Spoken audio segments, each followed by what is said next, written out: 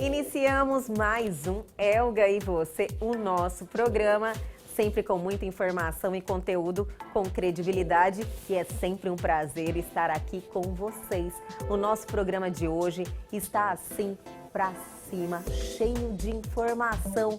Recebemos Ilza de Andrade Carvalho, psicóloga, e bateu um papo com a gente sobre dois temas interessantíssimos: senso de propósito e resiliência. Você vai olhar para o passado sempre como experiência e o futuro como possibilidade.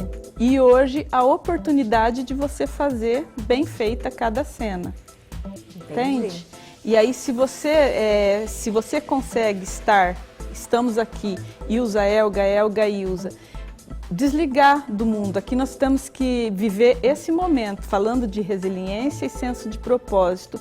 Fique aqui comigo que o Elga e Você está apenas começando.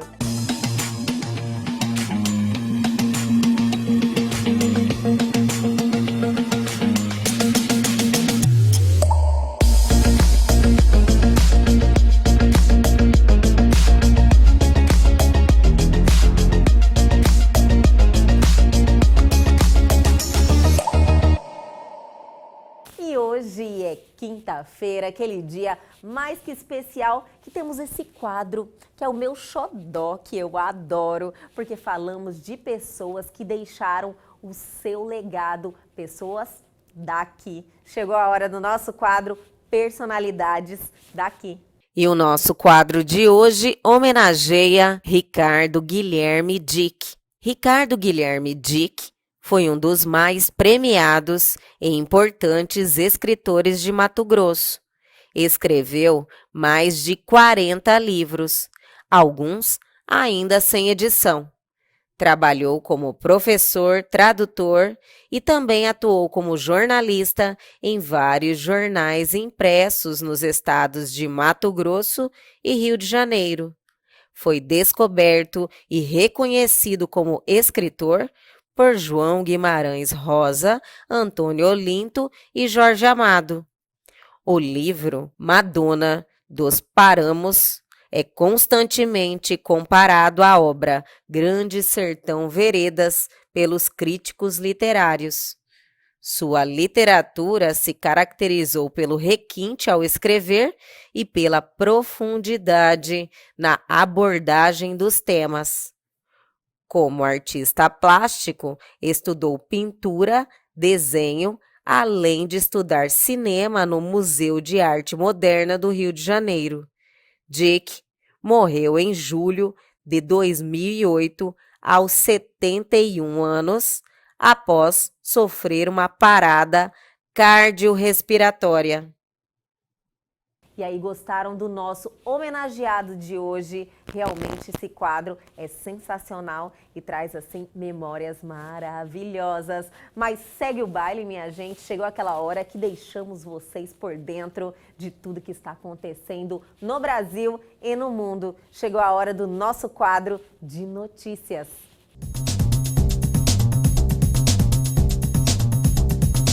Twitter bloqueia a conta da Embaixada da China nos Estados Unidos. Rede social disse que perfil violou seus termos ao fazer publicação que defendia a política do país em relação aos uigures muçulmanos.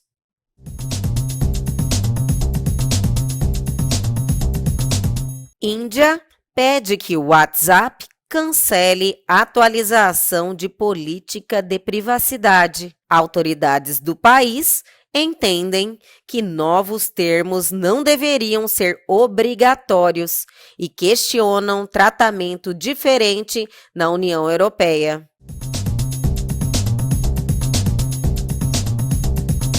Google beneficiou Facebook em seu sistema de publicidade digital, diz jornal. Documento obtido pelo New York Times mostra que empresas fizeram pacto para ter benefícios em anúncios online e cooperar caso fossem investigadas. Companhias negam que tenham tido vantagem indevida.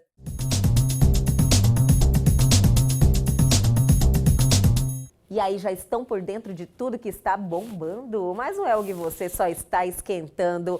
Fique aí que a gente já volta.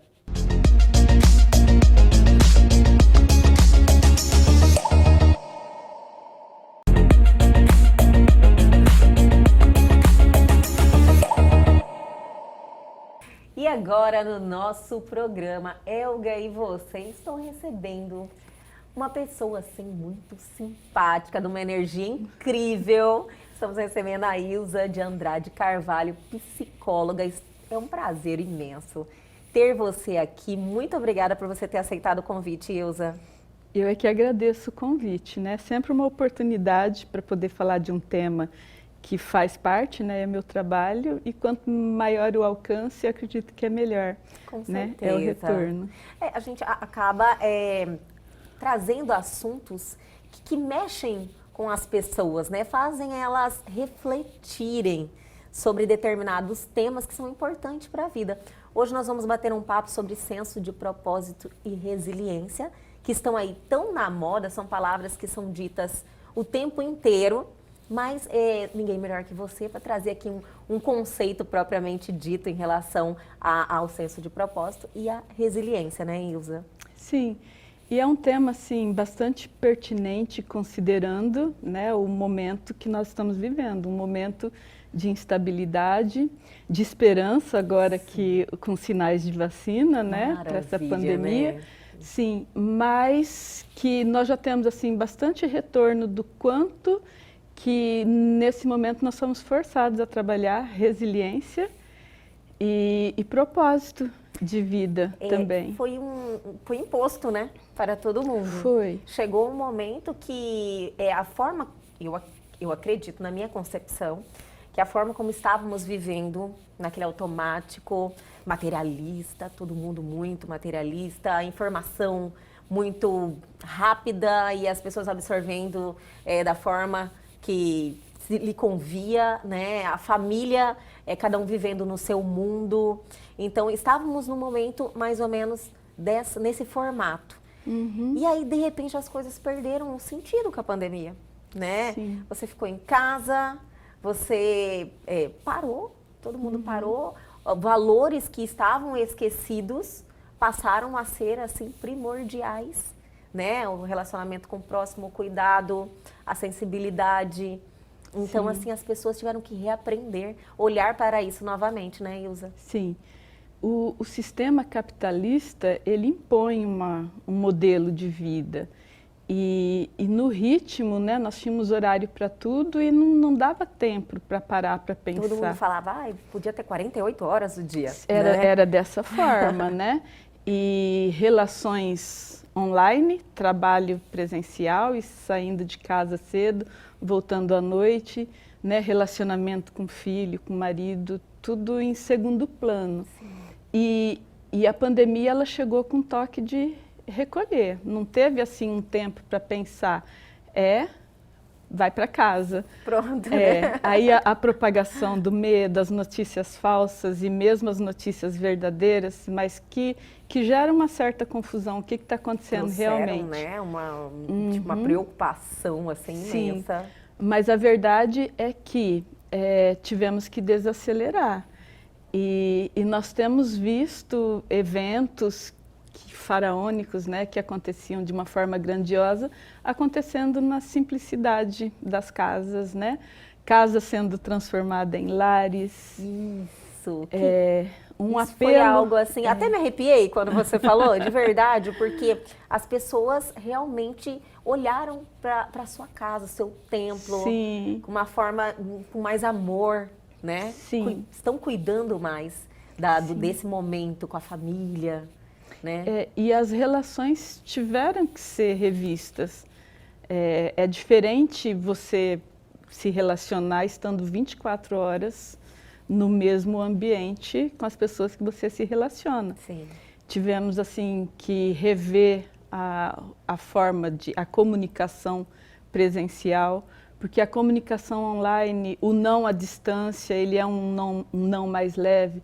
Quando você precisa falar um não presencial, você consegue sustentar a frustração do outro porque você está ali amparando, né? E a resiliência, ela é um tema que está muito em evidência agora, porque a princípio vinha da física para mostrar como que alguns elementos eram capazes de suportar a tensão e voltar ao estado que era. Sim.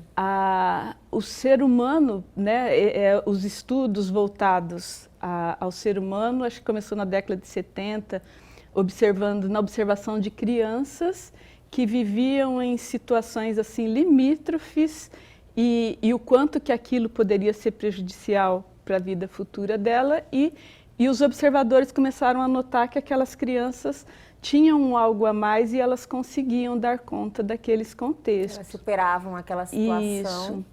E desde então a resiliência ela vem sendo estudada, né, na psicologia mesmo, a psicologia positiva, ela faz um estudo específico da resiliência e o quanto que o ser humano consegue, né, encontrar sentido, encontrar propósito, tanto em situações positivas como em situações limítrofes. E para você sobreviver a situações limítrofes, naquele ritmo do corre que a gente vivia, é como se a gente precisasse se conter.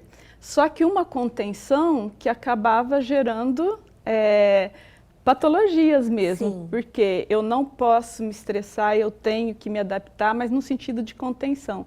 A resiliência vem dizer que não é isso. Você precisa aprender com as situações limítrofes, é diferente. Então você tira o olhar do outro e começa a prestar atenção em você. Por que que essa situação me afeta? E à medida que eu vou me conhecendo, eu vou descobrindo minhas forças, né? Minhas fraquezas também. Mas eu vou percebendo que eu tenho um potencial de desenvolvimento para ir para além daquilo que me limita. Você acha que esse foi um momento que as pessoas olharam mais para si? Eu penso que esse momento ainda está muito confuso, está acontecendo de tudo, né? Mas a gente tem percebido sim que tem traços de personalidade que têm uma visão otimista da realidade. Então essas estão tendo mais facilidade para lidar com a diversidade. E aqueles que têm uma visão pessimista, que são mais minuciosos, o estresse tem um efeito maior sobre essas pessoas. Mas em um momento que nós estamos vivendo em condições de igualdade em termos de ambiente. O ambiente ele está sendo aversivo para todos. Para todos. Estamos todos no mesmo barco. Sim. Essa é a sensação que temos, né? Sim, cada um... O rico, o pobre, nivelou. Os recursos, né, ainda continua tendo disparidade, infelizmente. Mas todos estamos tendo que lidar a partir do nosso recurso. Então é um momento que eu tenho que olhar para a minha subjetividade, como que eu vou lidar com cada situação. Sim. Né? As perdas, né, lidar com a morte. No sentido assim, em relação, falando na questão material, financeiro. Todo mundo que, infelizmente, pegou o Covid, a doença, o final foi da mesma forma. As famílias não conseguiam nem dar um enterro digno. Não. Você entende? Todo mundo ficou na mesma condição, nivelou nesse sentido, sabe? Então as coisas assim, as pessoas olhavam e falavam, meu Deus, essa vida é tão... né, incerta num dia, estamos numa situação, no outro, o mundo inteiro. É o mundo inteiro. Está vivendo algo que você nunca imaginaria que iríamos viver, né, e passar de um dia para a noite. Apesar de que olhávamos essa situação a uma distância muito grande, falava, está lá na China, né? Sim. E chegou aqui, assim, ó, num passe de mágica, né, de um dia para o outro, opa, vamos todo mundo para casa. Sim. E as pessoas tiveram que conviver com aquilo e, tipo, superar, né, esse momento. E eu acredito que aí é a questão. As pessoas, ainda bem que isso aconteceu, buscaram um desenvolvimento pessoal, elas buscaram um crescimento, uma evolução, informação. Aí surge, tão em evidência esse tema que é a saúde mental, como está hoje. né, Ilza? Sim. Hoje se fala muito em saúde mental. Você mesmo pontuou aqui um pouquinho antes da gente iniciar a entrevista, que foi até o tema da redação do Enem. Eu não estava sabendo. Sim, eu achei muito bacana isso, porque precisa se falar mais sobre isso. Se falar com adolescentes, né? Então, e eu acompanho alguns adolescentes e o que eu achei bacana é que eles não tiveram dificuldade para desenvolver esse tema. Isso me surpreendeu muito. Me Sim. surpreendeu porque a maioria das pessoas começam a parar para pensar quando você vai amadurecendo. Eu já havia te falado isso. Sim. Mas adolescentes, 16, 17 anos, não sentir dificuldade em falar sobre um tema como saúde mental, sobre esse estigma, né, nesse Sim. momento que nós estamos vivendo, é uma evolução, né, de uma geração que vem aí pensando diferente. Pensando diferente e na área da saúde, das ciências humanas, nós costumamos falar que é começar a estudar e não parar nunca, porque o ser humano é muito complexo. E hoje tem muita teoria sobre tudo, né? Mas sabemos que o ser humano, tudo se expressa no biológico, mas nem tudo é oriundo do biológico. Então tem questões psíquicas, tem questões espirituais e a matéria-prima da psicologia é a subjetividade.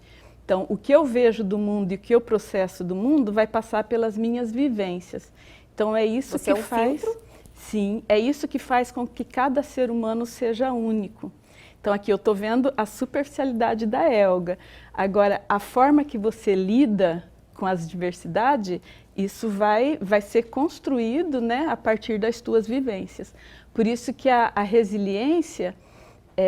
tem muitas discussões sobre resiliência, mas é um potencial do ser humano, mas que não é estático, né? Em algum momento da vida eu posso ser mais resiliente, em outros nem tanto.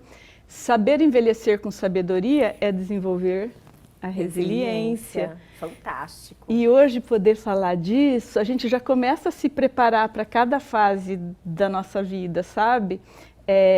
E cuidar bem das nossas crianças, para que elas possam não ter aquele desafio de cognitivo, tudo tem que aprender a ter, tem que aprender a ser. Então, prestar atenção nas emoções das crianças, assim, nos primeiros momentos, que é quando o afetivo está em evidência, né? O cérebro emocional está em evidência. Então, é quando ele está com as janelinhas de aprendizagem prontas para receber. E assim, capta tudo muito fácil, né, nesse momento da vida. Fácil. E eu acredito que antes, não todos, a gente nunca generaliza, mas uma grande maioria dos pais não tinham essa atenção com o emocional dos filhos, né? Isso está mudando. Mas eu vou pedir para você comentar isso, segurar um pouquinho. Eu também estou adorando. Mas eu vou chamar um intervalo, mas a gente já volta. Fique aí.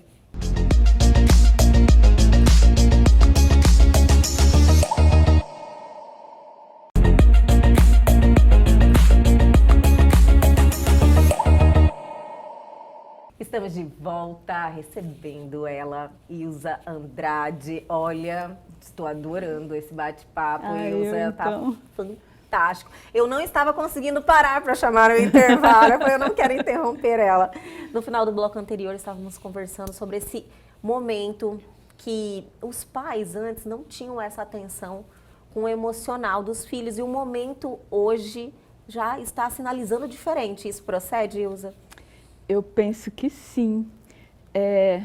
Ninguém faz curso para ser pai, né? A gente aprende a ser pai e mãe com os filhos, sim, né? E nós passamos por transformações muito rápidas, né? A geração passada era mais afetiva, não tinha tanta tecnologia, o número de filhos era maiores, né? Sim. Minha mãe teve 6, eu tive 2. Sim, já mostra, né, a diferença, sim, né? E é diferente, porque na relação com irmãos, você já vai trabalhando resiliência. Sim. Porque ali é tudo dividido, você tem, o tempo todo tem alguma disputa.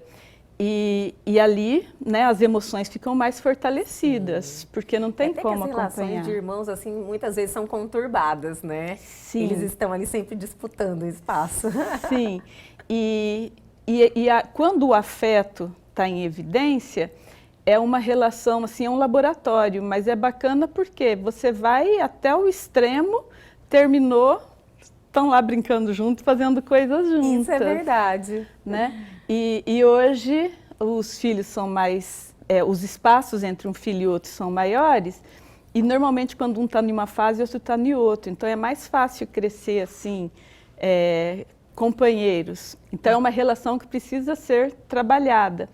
E aí já começa um exercício de resiliência, porque a criança ela nasce num estado de onipotência, né? E aí ela precisa perceber que ela tem que dividir para ela ir saindo desse estado de onipotência, e é quando ela vai conseguindo já desenvolver essa potência da resiliência. E hoje às vezes acontece das crianças serem muito poupadas, né? Entendo. E acaba sendo um problema. Você acha que os pais passam a mão demais? Então, eu não digo que os pais passem as mãos demais, porque aí seria da receita de bolo, e não é. Eu diria que os pais teriam que prestar atenção nos filhos. Não pode perder teu filho de vista, porque cada filho tem um traço de personalidade, assim, que você já percebe desde a infância. E aí a forma de lidar com ele, você vai ensinando as regras, porque num primeiro momento a criança precisa entender que existem regras. E aí ela vai adquirindo autonomia até o último estágio de autonomia, que é a autonomia financeira, é quando pai e filhos já estão numa condição de igual. Sim. Mas num primeiro momento precisa saber que tem uma hierarquia, sabe? Isso é saudável. É saudável. E hoje vem se falando mais sobre isso, os modelos de autoridade parental, né? Os pais permissivos, eles têm que ir sabendo que a permissividade gera filhos sem liderança. Aquela autoridade, os pais autoritários em extremos, eles podem gerar filhos com algumas deficiências de caráter, porque quando uma pessoa é muito autoritária, a opção que ele deixa é fazer escondido. Em outros momentos, a autoridade ela era mais bem exercida porque tinha mãe em casa 24 horas. Com toda certeza. Agora, a mãe era do lar, na grande maioria. Pais autoritários que colocam aquelas regras firmes e saem de manhã e voltam à noite, tendo papai Google à disposição, ensinando em contrapartida, acaba sendo perigoso, sabe? Então, não é a questão de como que eu vou desenvolver a paternidade e maternidade com o meu filho, mas eu tenho que entender o contexto, né? Para não deixar brechas. Não perder de vista, não como perder você teu falou. filho de vista. Hoje você perde filho no quarto. Você pensa que está lá guardadinho e de repente ele está postando coisas, fazendo coisas que geram consequências. Se sente um pouco confortável também, porque o filho passa o dia inteiro trancado no quarto. Isso aí é a realidade de muitas famílias. Sim. O filho fica o dia inteiro lá e às vezes o pai nem está com atenção. Você está lá no quarto mesmo, fica tranquilo. Sim. Mas está com um celular ali, né, que todos têm hoje em dia, Sim. que abre várias portas. Conectado. Então, são esses os cuidados. E essa criança que fica no quarto, ela acaba desenvolvendo assim um isolamento já naturalizado e um individualismo, e a comunicação presencial vai ficando prejudicada. Aquele distanciamento, né? Já tem um distanciamento. Então, hoje, esse desacelerar, esse ficar em casa, as pessoas, as famílias que investiram nas relações em casa, elas têm percebido um saldo positivo. Concordo. Não que seja fácil, né? Mas assim, estão conseguindo se comunicar. E é tão gostoso, né? Você conseguir recuperar, né? Foi um retorno daquele ambiente familiar. Porque os filhos que já estavam cada um vivendo a sua vida e optaram por não fazer o isolamento longe da família, né? Tiveram que se aproximar mais e o convívio ser ali, né? E fechar outras possibilidades de contato por causa senão iam expor a família, né? Então acaba que você passou a conviver muito com a sua família, com seu pai, com sua mãe. seus irmãos, Sim. né? Foi um retorno ao lar, né? Foi um retorno ao lar. Agora, a forma que cada um tem lidado com isso é que tem feito a diferença. Para alguns está insuportável.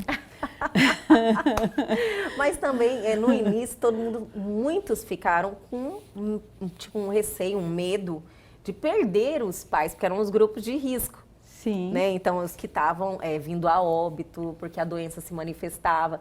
Então, aquele medo de perder os pais trouxe aquela proximidade também, né? Falar, nossa, eu não quero perder o meu pai e a minha mãe. Sim, esse cuidado.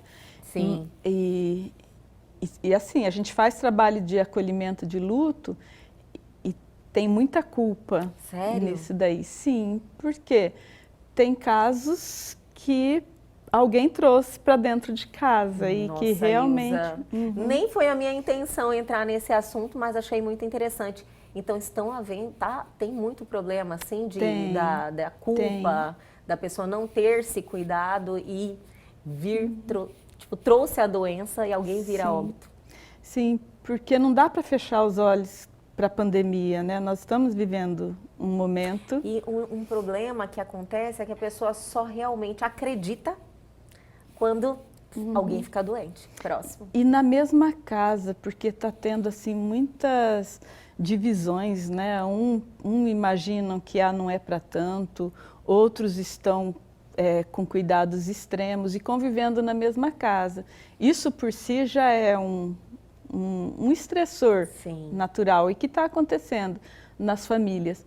Mas está acontecendo também situações, porque está morrendo jovens também.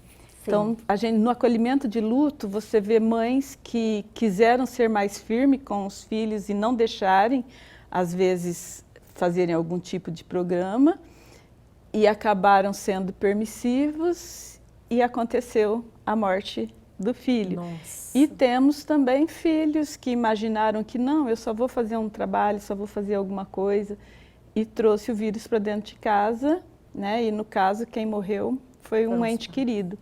Então esses casos são pesados, né? Mas aí você tem que trabalhar a resiliência. Diante da morte, né? Nós temos que elevar o nosso conceito de humano. Sim. Buscar a nossa essência mesmo e entender que vamos ter que superar de alguma forma. Se existe sentido no amor, existe sentido na dor. Com toda certeza. E ninguém faria algum ato que prejudicasse um ente querido em sã consciência. Às vezes foi essa crença, assim, muitos viveram assim de não acreditar muito que está acontecendo dessa forma, porque tivemos um problema político no meio de tudo isso, as emissoras de TV também, uma se posicionou de uma forma, outra outra, então gerou assim aquele conflito, né? Será mesmo que é tudo isso ou não? Uns acreditaram, outros não. Então isso aí trouxe esses problemas que você está falando. Mas aí aponta também para um outro tema que está em evidência e o sistema capitalista às vezes dificultava um pouco, que é a vida saudável. Hoje é um discurso naturalizado. As pessoas também estão preocupadas com a saúde, né? Sim, com a saúde, com a imunidade. Isso, tem uma relação com o sistema neuroendócrino e imunológico. Eu vou sempre pela via das emoções, né? As emoções, ela tem uma base orgânica e raiva, medo, tristeza e nojo produz os hormônios do estresse e que vai atrapalhando, né, a atuação do sistema imunológico também. Então, hoje, trazendo a resiliência de volta e o propósito, os propósitos são dos mais diversos, mas manter um sistema imunológico saudável é um propósito que me faz ter resiliência tanto pela busca da saúde, né, regular o reloginho biológico, porque o horário de dormir é muito importante, o sono é restaurador. Sim. E aquele sono no tempo certo, né, dormir de dia não vai recuperar o sono da noite. E as pessoas estão tomando consciência disso, né? Quando você fala que o jovem discute saúde mental de uma forma tranquila, ele está entendendo que o ser humano ele é uma perfeição. Sim. E ele funciona ali, a gente chama em homeostase, mas é um equilíbrio. E buscar esse equilíbrio é buscar hábitos saudáveis. E esses hábitos saudáveis incluem relacionamentos saudáveis. Sim. E aí poder resgatar a relação pai, filho, mãe, filho, amigos, né, de uma forma saudável, é uma forma de fortalecer o nosso sistema imunológico também. Olha que maravilha. Que a gente vai estar produzindo as emoções positivas, alegria, amor, felicidade. Perfeito. E por essa via, uma conscientização com o propósito de saúde, mas que vai resultar em bem-estar físico, psíquico, social Maravilha. e espiritual. E você falou em propósito. É uma palavra que está também muito usada, muito em evidência. É no contexto de você saber o que você está fazendo, o que você é. Eu gostaria de falar bastante no próximo bloco sobre isso, pode ser? Então eu vou chamar o intervalo, mas a gente já volta. Vamos fazer 3 blocos com a Ilza. Fique aí.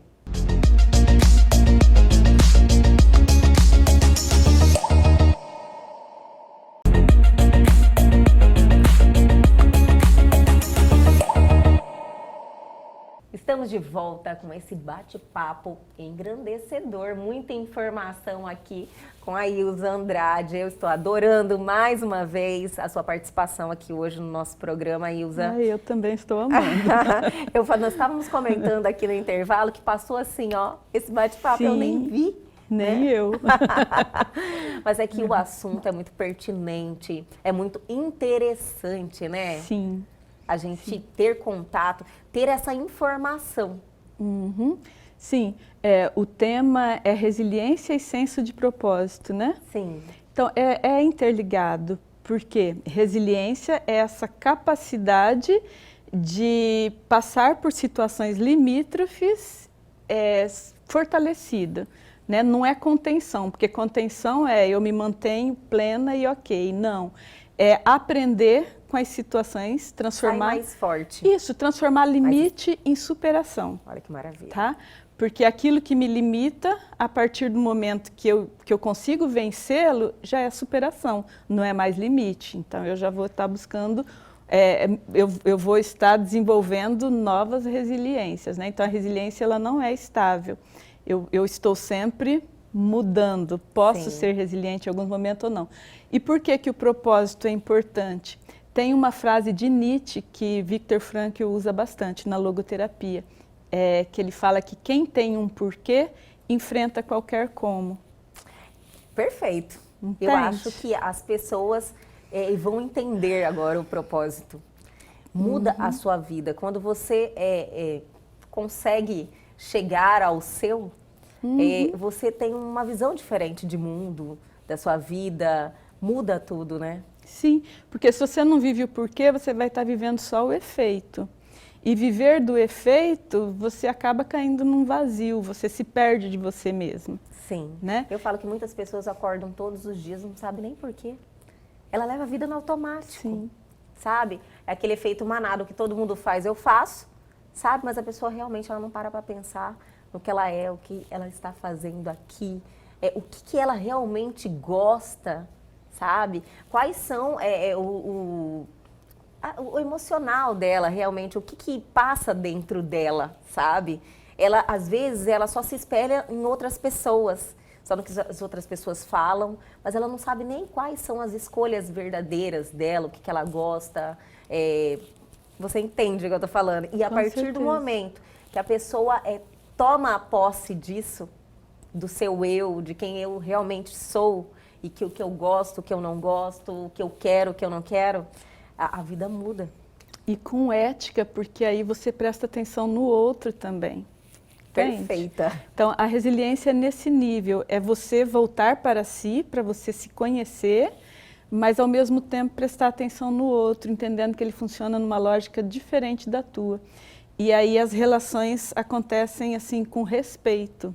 Sim. Então, e a resiliência ela passa por essas vias. E o propósito, ele está mostrando que tem algo que vai fazer sentido para você. Né? Quando a gente fala da subjetividade, que cada ser humano é único, um mesmo evento, ele pode ter um sentido, um propósito para você e diferente para mim. Sim. Então, o sentido, o propósito, ele é revelado para você e também não é estático. Aquilo que está fazendo sentido para você hoje, amanhã pode ter outro sentido, pode ter outro propósito.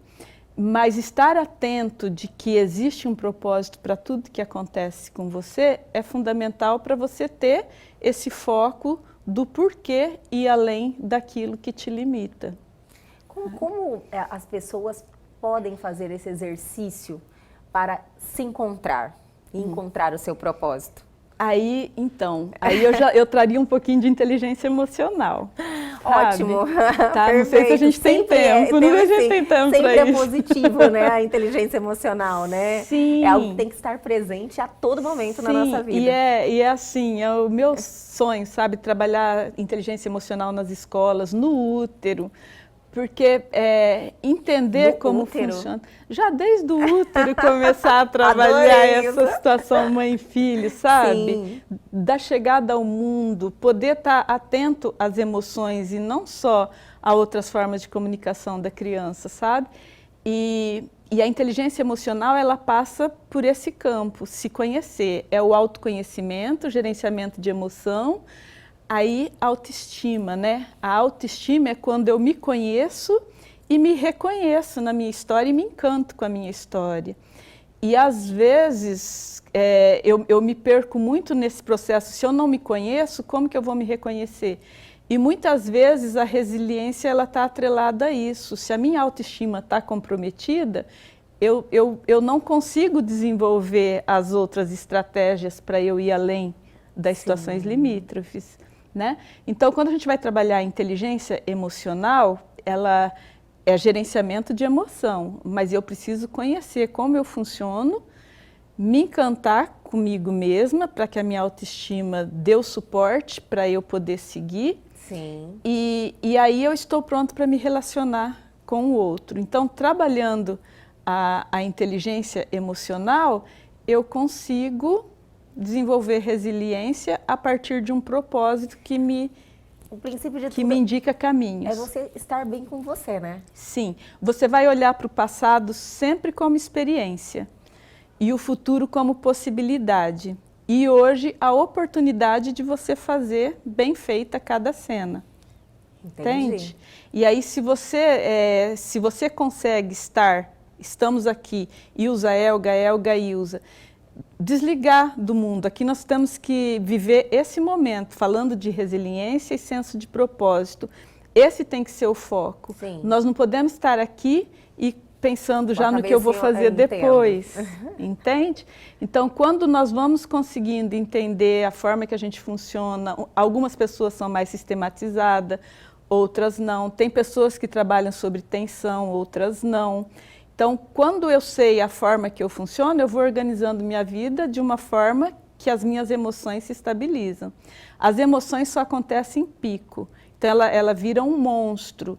Mas quando eu me acalmo, um pico de emoção não dura mais que 15 segundos.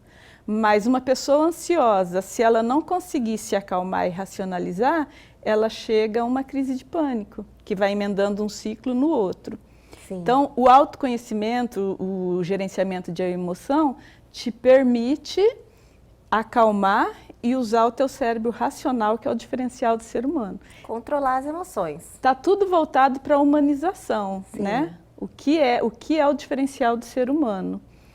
E nessas condições, eu sei do meu potencial de desenvolvimento e sei também que, se eu quiser ir para além, eu vou trabalhar minhas habilidades o tempo todo. Então, eu posso tudo que eu dou conta de bancar. Então, é uma forma de viver coerente comigo mesma. E sair do para o outro, né? Que você começou falando quando a gente fica prestando atenção nas outras pessoas. Sim. Você vê do outro a superficialidade, o que esse outro está fazendo, a resiliência dele, você não sabe. Então, o que eu tenho que fazer? Olhar para mim, o que eu faço com os recursos que eu tenho. Sim. E com isso eu melhoro a minha relação com esse outro e o o grupo, né, as famílias, as comunidades, o planeta está precisando desenvolver resiliência. Está e o mesmo. propósito é humanização do planeta. Né? Humanização. Eu acredito que sim, em algum momento a gente perdeu essa característica. Nós ficamos em função do tem que fazer o quê? É verdade. Né? Olha, agora estamos aí todo mundo dentro de casa, chorando nossos lutos. E aí, para que tudo isso? E também, assim, o respeito ao próximo, né? Também. Com certeza. Isso aí foi algo que talvez o digital também mudou o mundo agora. E com a pandemia, o digital acelerou demais e mudou as relações, né? Então, as pessoas, assim, às vezes perderam um pouco, tipo, encobertas pelo um suposto, como é que diz? Ela está acobertada pela internet, como se não, a cara não existisse, a pessoa não existisse. Sim. Então, isso aí fomentou um pouquinho essa frieza em relação ao próximo, a falta de respeito. Eu acredito que esses sentimentos têm que ser resgatados, né? A gente tem que valorizar e respeitar o outro. Sim, e já tem algumas discussões aí, inclusive, porque o estímulo está sendo muito visual e já está tendo algumas perdas de comunicação, assim, interpessoal mesmo. Como assim? Tipo, então, o uso excessivo das telas, ele tá mostrando que as pessoas estão perdendo a capacidade de comunicação interpessoal. Tipo, sabe? O mundo está muito virtual? Está muito virtual. Entendi. Então, e está tendo vários estudos apontando assim um alerta para vamos prestar atenção mais nisso. É um momento de muita transformação, né? Sim, agora. Por quê? Porque nós precisamos intercalar. O uso das telas é fundamental. Você vê, um dia a gente estava com aula presencial, no outro dia nós estávamos com aulas remotas. Isso é maravilhoso, você poder continuar, né, ofertando cursos e tudo mais. Porém, quando em um momento, né, nós falamos aqui, é muito importante que você esteja, são os valores vivenciais, você falou em resgatar valores. É muito importante que a gente esteja vivendo o momento, no momento que o momento está acontecendo. E aí o que acontece? Estamos aqui nós duas, eu pego meu celular e fico no meu celular. Então eu deixo de viver esse momento com você. E nós vamos perdendo esse contato e as relações vão ficando mais frias, mais superficiais. Isso aí está muito em pauta, né? Sim, e a gente vê muito, querida, te amo, mas não vê Fácil aquele falar, abraço gostoso, que às vezes a gente está conversando e desperta assim, o desejo de um abraço, que libera a ocitocina, que é o hormônio da felicidade. Olha então, só, você falando de abraço. Sim. A gente não pode mais se abraçar não e libera ocitocina. Eu não acredito. Sim. Olha só. Então é um pouco disso, sem críticas, porque nós não podemos parar o progresso. Com certeza. Isso aí não tem volta, né? Não tem, e é bacana. Temos que aprender a Sim, lidar é bacana com isso. Você ver a informação em tempo real, você vê o quanto que a tecnologia te permite fazer coisas ao mesmo tempo, né? Você com um carro e um celular, você pode fazer várias coisas ao mesmo tempo. Porém, não pode o estímulo ser só nas telas. Nós temos que trabalhar as relações interpessoais mesmo, de não poder conviver mais com pessoas, trabalhar uma comunicação não agressiva, né? Porque quando eu fico muito na tela e eu me desconecto das pessoas, eu perco a empatia. Isso aí foi o que eu acabei de dizer. Sim. Eu acredito que esse estar muito no virtual e você estar com aquela máscara, você perde a empatia. Sim. É isso que está acontecendo no mundo. E você mundo. acaba sendo agressivo com quem está do seu lado e não percebe. Sim. Às vezes quem está do teu lado está com as lágrimas no queixo, você está aqui na tela e não percebeu. E esses momentos assim, em que as emoções aparecem nas relações, ajuda a fortalecer as emoções. Com certeza. Sabe? E os laços também, Sim, né? Quando um parceiro consegue desangustiar o outro, cria-se cumplicidade. E às vezes o distanciamento está tão grande que aí vai se procurar grupos, vai se procurar outros lugares para desangustiar e as pessoas vão se afastando. Então isso é uma questão que está em pauta, sim. Não é a pauta de hoje. Mas Tá? é que a conversa ela vai, né, nos Sim. levando para vários Mas lugares. não deixa de ser a pauta de hoje, porque você vê que as pessoas começam a não se entender. Sim. E aí, eu que escuto bastante, é um falando do outro. É porque ele fez isso, porque ela fez aquilo, mas ninguém prestando atenção o que eu fiz para que ele se comportasse dessa forma, entende? Entendo. Então é disso. É um problema meio geral do ser humano. Ela sempre olha para o outro, não consegue se olhar.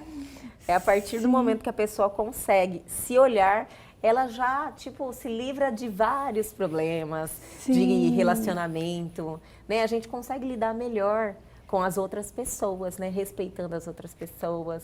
Isso é tão automático, né, Ilza? Com certeza. Você vê que quando a pessoa consegue chegar a esse ponto de se reconhecer, estar bem com você e ter esse relacionamento positivo com você mesmo, Sim. nossa, assim, ó, ela voa, sabe? É outra vida. Era o que todo mundo deveria exercitar, né? E para isso, uma terapia, ter um bate-papo como esse, Sim. cuidar da saúde mental, né? Ter isso aí em pauta na sua vida, Sim. ter essa preocupação. Sim, e a tecnologia proporcionou o atendimento online. Olha só. Né? Hoje é uma realidade. Uma realidade. Uma realidade que não interfere na qualidade do tratamento, né? Da terapia. Eu conversei com outros profissionais também, todo mundo falou, não interfere. Não. A falta de pessoalidade dela estar ali não interfere. Eu tenho pessoas que têm necessidade do presencial e a gente tem conseguido atender também. Mas eu tenho aqueles que falou, Ilza, se depender de mim, trânsito nunca mais, porque poder fazer sessão em casa, mas são pessoas que conseguem ter privacidade em casa. Também, né? Que para o atendimento online acontecer é fundamental que se tenha privacidade em casa. Porque no consultório, quando você fecha a porta, o mundo real fica lá fora. É quase que como é que você fala? Você chega ali, fechou a porta, você entra para um mundo novo, né? É diferente ali. Você se sente confortável, você se sente mais aberto, como se ali estivesse num ambiente protegido, que você pode ser verdadeiro. A ideia é essa, né? Para que se entre num processo de terapia, a pessoa tem que se sentir assim. É deixar fluir e navegar nas suas profundezas. E é maravilhoso, né? E as pessoas têm... Aliás, hoje já não mais, né, Ilza? Hoje as pessoas estão vendo com mais positivo, que é um tratamento, que é algo que você tem que ter essa atenção com menos preconceito. Sim, mas é recente.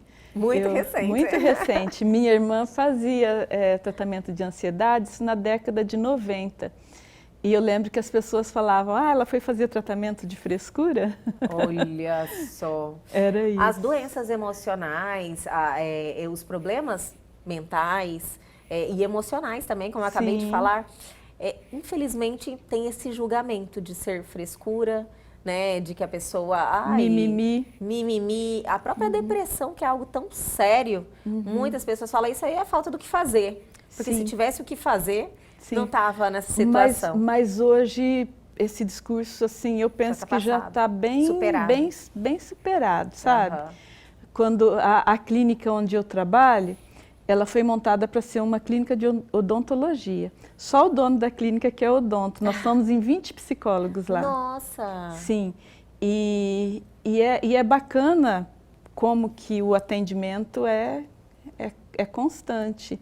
Eu acredito que esse estigma de mimimi, ele vem sendo superado, né, pelas evidências, né, pelos resultados positivos. E a experiência das pessoas também, né? Elas vão tendo aquela experiência positiva, vão passando para outras pessoas, porque o boca a boca é fantástico também. E isso aí tem que realmente ser quebrado, né? Esse estigma. É um estigma. E, gente... há uma geração atrás. Com certeza.